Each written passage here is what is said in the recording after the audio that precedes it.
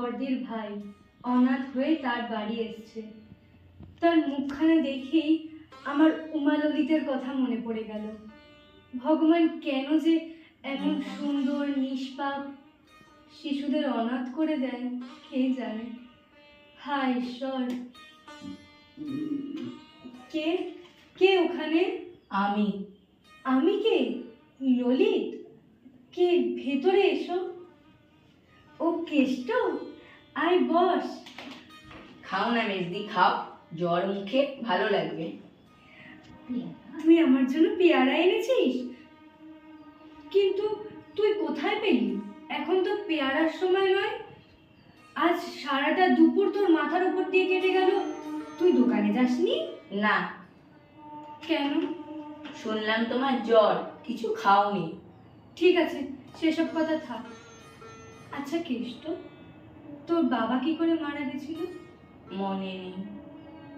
মা? অসুখ করে। তারপর তোকে অনেক কষ্ট করে বড় করেছিল।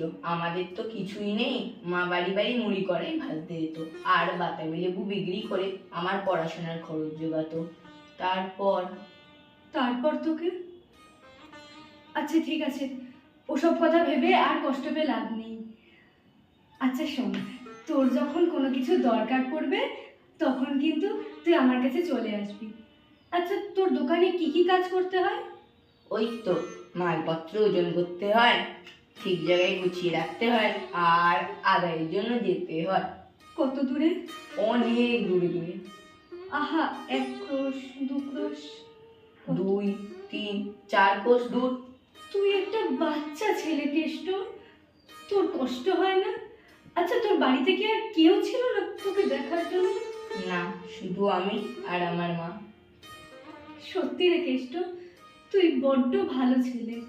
ওই যে বললাম, তোর যখনই দরকার পড়বে তুই কিন্তু আমার কাছে চলে আসবি রে। আসবি তো? আচ্ছা ঠিক আছে, তুই এখন বরং আয়।